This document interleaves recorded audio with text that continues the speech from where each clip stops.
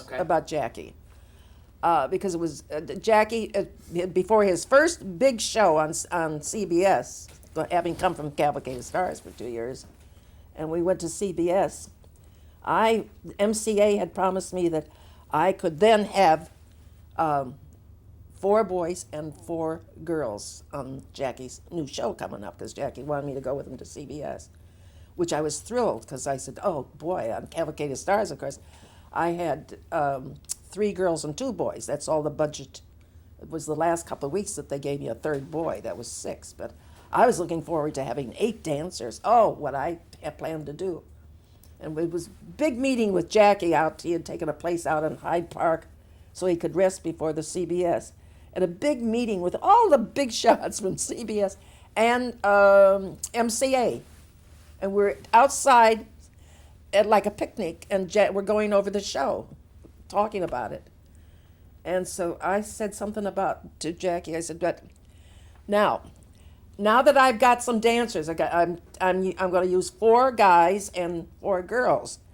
And Jackie was opposite me, but down at the end of this big oval that we had, and these were all men. Of course, my husband was alongside of me behind me, and his head up, and he said, "What 4 boys and 4 girls?" And I said, well, yes, they told me that I could have 8 dancers. And he said, no. And I said, well, what? And he thought,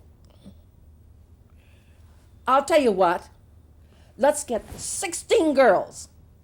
Well, I thought the guys from MCA and they what? The money, I mean, with 16 girls, that costs. And I'm just staring at Jackie. I didn't say a word. I looked up and I said, 16 girls? Because I could see 16 girls. And I said, but how will we photograph it? Because we still had small screens. So he looked up with these big, beautiful eyes that he's got. He looked up and he said, we'll put a camera in the balcony. And I said, great. I mean, I could picture, this is how we got along so well, talking to one another, because he could come up with something and I could see it. I mean, he got in the habit of calling at 2 o'clock in the morning all the time. And my husband would answer the phone and say, oh, it's him, it's for you. And he'd hand me the phone, and Jackie would say, I just wrote a piece of music. Now, listen to this. And half asleep, and I would listen while he had the piano player play that he had just made up a tune, and that was it. This is how I got along with him. It was a beautiful relationship, really was. Let's go back. Yeah, well, that I just want to make sure that was the Jackie Gleason show, which, well, of course, we'll get to in a second. I didn't finish. I was on one story. Well, that's okay. That's fine. Let's go back to the Ed Sullivan show. I just wanted to ask you what kind of numbers your dancers did in the first few shows of the Ed Sullivan show. Oh, shows like numbers like I had done in the nightclubs. Let's see. I had an acrobatic type of a number. God, I can't even remember what music I used. And then I did a tap number, I know. But I think that was about all. Don't forget, I only did about three shows for Ed, maybe 4. And your numbers would be at the beginning of the show prior to Ed Sullivan coming Place wherever he needed it, because sometimes he'd have 3 singers on the same show. So some had to come split things up. But typically, in the shows that they were doing a number at the beginning, they would do their number. Well, the number that they did at the beginning was, we more or less started to do the same number. That's how it fell into sort of a format for the Ed Sullivan show. Because the singers sang Toast of the Town, Toast of the Town. There were lyrics to it. I don't remember the lyrics. And off camera, I had asked you about the Toastettes, which has been reported as your dancers in the very beginning, but that's not correct. No, because I don't remember of the girls being called the Toastettes. The reason I say that is I would not have allowed it, because I signed a contract with June Taylor Dancers. That was it, the June Taylor Dancers, not Toastettes. Oh, we were in the middle of talking about when we had to go off the air. And Ed had to take over and pay for the show. Naturally, he let me go because he didn't need 6 girls. That was quite a bit of money. He had to fork over out of his own pocket to get acts to come on the show because he didn't want to give up the time. And if he couldn't do that, he was going to lose his time on Sunday night. That was a choice time. And he got a sponsor just in time, the automobile. Buick or Buick. Was it the Buick or Ford? I've forgotten. so he I want to make sure I understand this. He had you had mentioned off camera about how Ed Sullivan had to really pay for his own show after a while, That's- right? Yeah. And at that For point, 2 or 3 weeks. that's where you left and went on to do other things, correct? Yeah. What were the rehearsals like on those shows? I mean, what was the daily preparation or the preparation for a show? Well, I rehearsed whatever I had to do. See, the girls, some of the numbers that we did, like I said, I did a number with Tony Martin. Well, they moved, they danced, but I had to rent a studio to set these things up in the old, God, it was the building across the street from Lindy's. It was torn down. There was a theater in the same building. Forgotten. My dear, my memory is really gone. Old New York is gone. Lindy's is gone. There's no Lindy's anymore. It really has changed. Well, you had rehearsed with them in a separate studio, though, right? Oh yes, I was on my own. And what kind of budget did you have? Do you recall? Yeah, $450 for 6 girls. I paid the girls $25, but I had to supply the costumes and the shoes and the stockings and the music and a piano player to rehearse these things. That all came out of my pocket. So I didn't, sometimes I almost took money out of my pocket to pay, of which my husband said, this is ridiculous for you to do that kind of work and not get paid for it. So that's when he sort of got into the act with me a little bit, of course.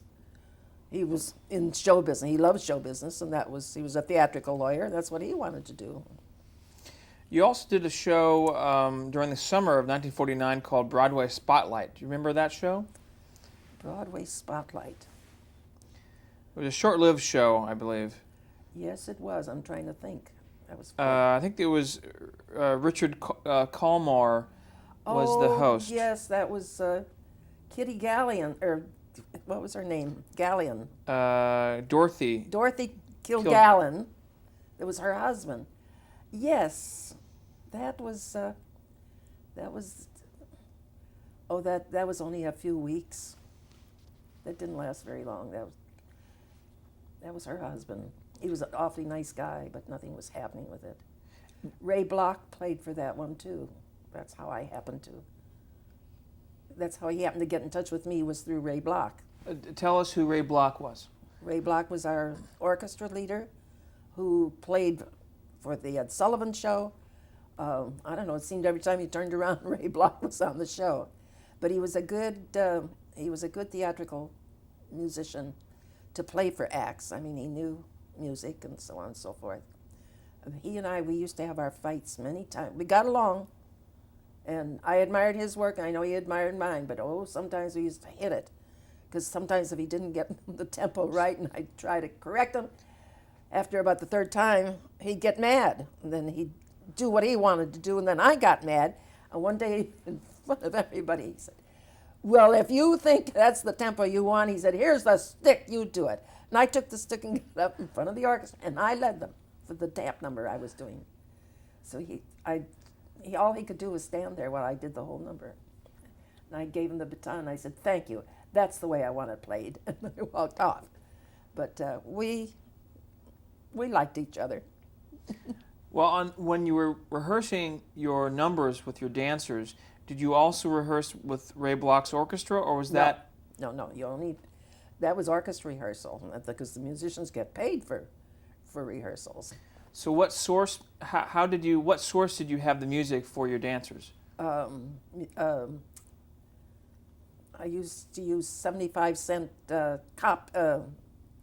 what do they call it? You can buy musical arrangements for an orchestra for a couple of dollars, and that's how I used to pick my music. I used to go see what there was on the racks, and I set a number to the music that it was. The one thing that was great about it was, I'm getting in my head of my story, but when I went with Cavalcade of Stars, because of the cost, I would go. Leroy Anderson, I helped, believe it or not, to make Leroy Anderson. Not that he would have made it himself, but I'm the one on Cavalcade of Stars. I introduced the winter song. I've forgotten the title. No, I know it too. Sleigh Ride. Sleigh Ride. Sleigh Ride. The Waltzing Cat. All the numbers that he wrote. He not only made a recording of it, but there was stock arrangements that you could buy, and it was wonderful because I could rehearse with the record in a studio and set the whole routine to the record, and then I had the stock arrangement that was off the record, and it worked beautifully. On And also that led Cavalcade into, of Stars, we had Sammy Spear, but yes, I did do one or two numbers with Ray Block. But I did a lot of numbers. All Leroy Anderson's music I used for including Blue Tango, correct? Blue Tango, right? Mm-hmm. That was another one of Leroy Anderson's. Yeah, that was a beauty. Well, let's get to Cavalcade of Stars. How did you first get hired to do Cavalcade of Stars? The producer of Cavalcade of Stars and Cavalcade of Bands, this man had been a singer. I'm trying to think of his name. Milton Douglas? Milton Douglas had a beautiful voice. When I was a soloist for MCA had put out a tremendously big pamphlet of and Milton Douglas's picture, and his name was on it, and the picture of me and my name was on it. I was one of the acts, and he was also an act. I worked with him several times on various jobs at the hotels, and when Jackie went on Cavalcade of Stars in like July, I think it was, no, June, the beginning of June, and he did 3 shows and went to Milton. He said, listen, we've got to do something with the show. What we need is girls on this show. And Milton Douglas said, I've been thinking the same thing, and I know exactly. Jackie said, I got the girl. I can tell you who to get. She's got a great group of girls.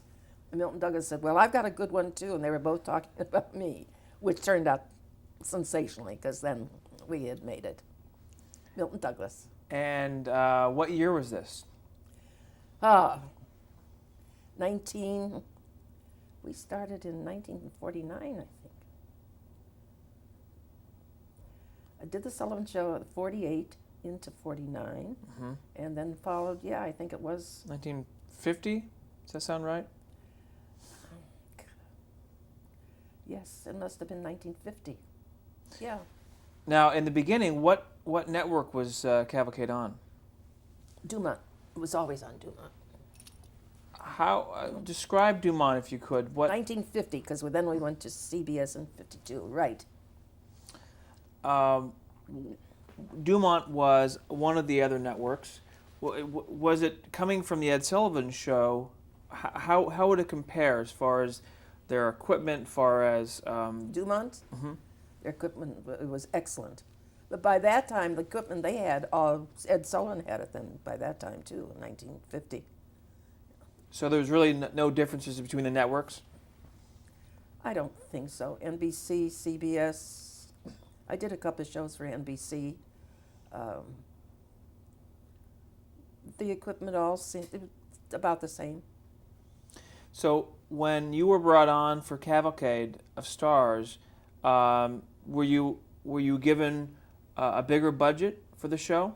Yes, I got more money. My husband got after got after it a little bit. Yes, I started to get. I was like, well, I first started at I think 650, which helped a lot, and then the following year I think it jumped again. 2 years later, I've forgotten exactly what I was getting though. But I did go from 650 to something like 850, something like that. Not a hell of a lot of money, believe me, but I loved doing what I was doing. I was dancing. So how did you meet Jackie Gleason? Tell us about that, the first time you met him. The first time I met him was the middle 40s when I had my group at the Chanticleer in Baltimore, because they used to change, this was even during the war, they used to change acts every 2 weeks. And I used to change numbers. We did an opening number and a middle number. And because we would do the opening number and then there would be an act, I would do a second number, and then they called like a star. I mean, Jackie Gleason played there. He was an up-and-coming star. I mean, he was well known. Dean Martin was fairly well known. He worked there. Jerry Lewis was the act between my numbers. That's where they met for the first time, was at the Chanticleer in Baltimore. And it was just, they started kidding one another.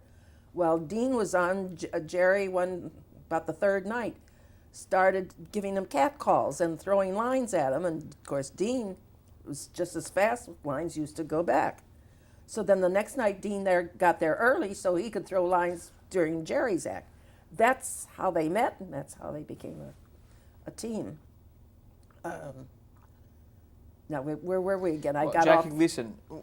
You met Jackie at this club. That was at the Chanticleer. It's the first time I had seen Jackie at the Roxy in New York. It was a big theater for Jackie when he kind of died. His act at the Roxy was not very good. And even at the Chanticleer, his opening show, he didn't do too well. He wasn't that funny. But the second show, he was very funny.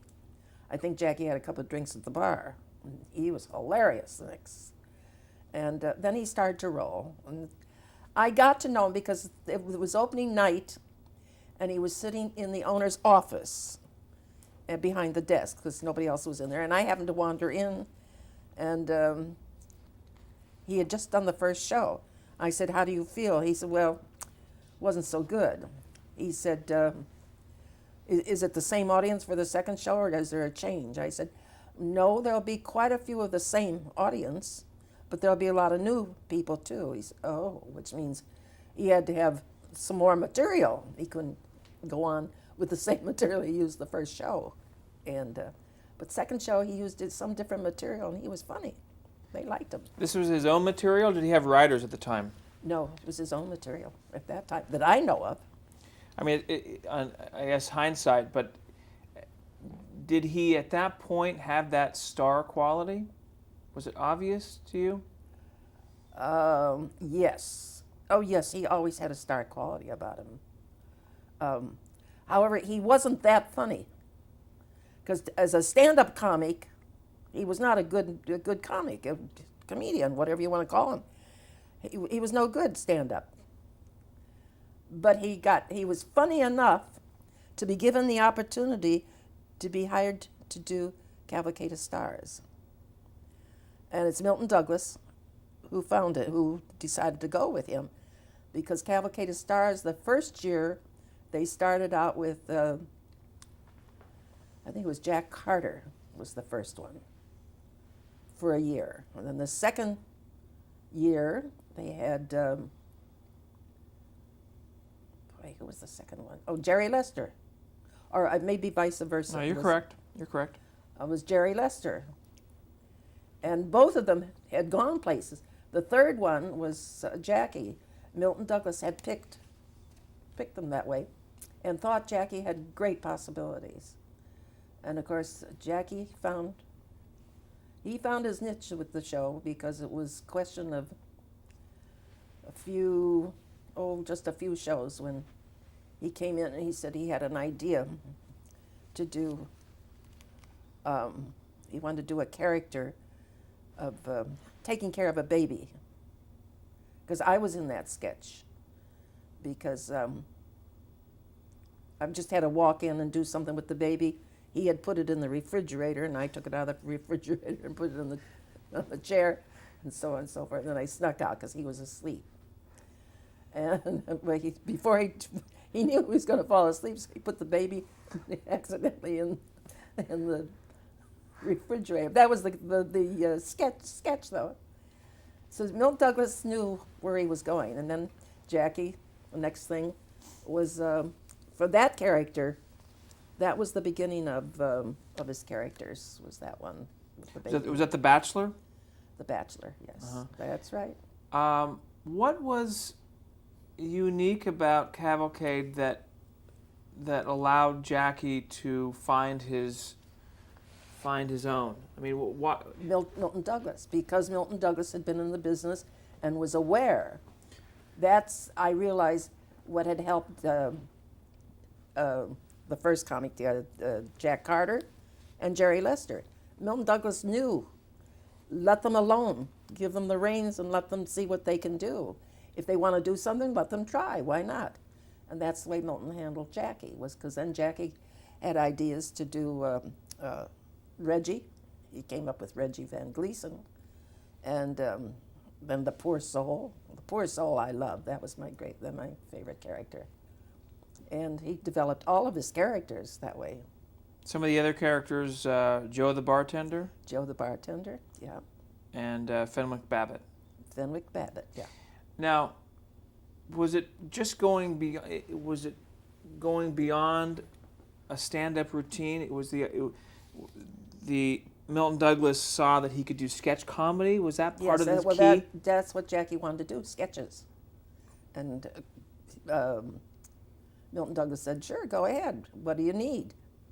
Well, I want a bed, or I want this, or I want that. I guess what I'm asking, what made Jackie successful? What was his talent? What made it more successful at sketch comedies as opposed to stand-up? Stand-up, he was not good standing up and telling jokes. Yeah, he could do it a little bit. I mean, he used to come out at the beginning of a show and maybe tell a joke or two with Sammy Spear or something, but it was just to get a warm-up feeling to get the show on. But on Cavalcade Stars, he knew that he wanted to play around with characters because he knew he could do that. And he created all of his characters. Was he utilizing his physicality as a performer at that point, as he did with Honeymooners later? Yeah. So even then, he knew what he could. He knew what he could do to be funny. That was always the most important thing: is be funny. Like he'd say to the writers, or if you read something, he'd say, "It's not funny." And one day I said to him, this is after years, when the writers used to turn in, let's say, a script, and there'd be several pages, and if it was thick, Jackie would pick it up and hold it like this. Script's no good. One day I said, after a couple of years of that, I said, what makes you think that it's not funny? And he said, because I can always tell. If the writers haven't come up with something good, they fill pages of telling me what I should do and how I should do this and how I should do that. And they're giving me so many instructions, but they're filling up these pages. And he said, I don't need that for them to tell me what kind of expression I should have or something. Just have the funny stuff. Just 3 pages of funny things. I'll put the rest in. So I just looked at him because I realized what he was saying. So it was possible because, of course, every comedian, Jackie, a script is never funny enough for them. It's never funny enough. However, Jackie, I mean, if it was funny and it really turned out, he would always tell the writers that, it was great, guys. It was great tonight. That he always did. But as far as I realized, all comics, it's never funny enough. We don't realize that, but when you have a sense to do comedy, it's not easy.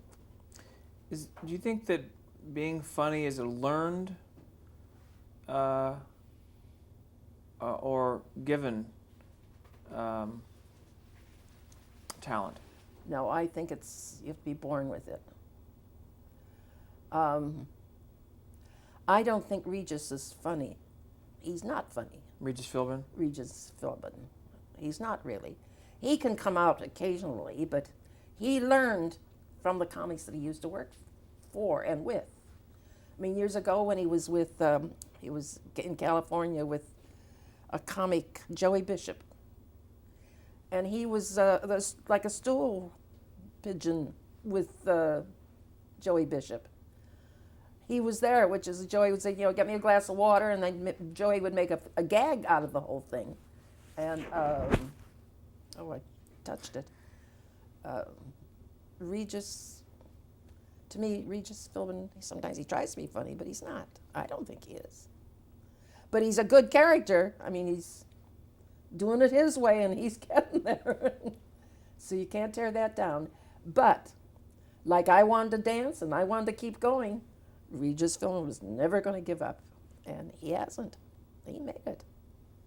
So Jackie Gleason was born with it. I feel he was natural. It's easy. It was easy for him. He can think funny. That was one of his expressions. Think funny. Yes. Let's talk about how the June Taylor dancers were integrated into Cavalcade of Stars. What, if we were to watch an episode of Cavalcade, where would we see your dancers, and what kind of numbers did they do? Well, we always did a fast opening number. Jackie, if you're going to work with Jackie Gleason and to open a show, it's got to be fast and it's got to go and tear the house down. And that's why all those opening numbers that I did, I would say Radio City Music Hall, if you see one of their numbers go on for like 12 minutes. And one day, sitting in the balcony, I was watching the Rockettes, and I realized that I used, the Rockettes could have done 6 different numbers, with all the material I got in one number, the opening number. Because my opening numbers used to have to be no longer than 2.5 minutes. I used to stick to a little less, or a couple minutes more, or a couple of seconds more than that is all right. But I used so much material in one number, whether it be a tap number, a jazz number, or whatever. Then the Rockettes only have about 4 or 5 combinations in one number. But because there are such a big group, by the time, just to take an entrance and get them all out and get them all into position, that's half the number already. If that makes any sense to you. But it used to amaze me how I look at it now and wonder how I did it. I don't know how I did it. I did it. How were and we'll change tapes.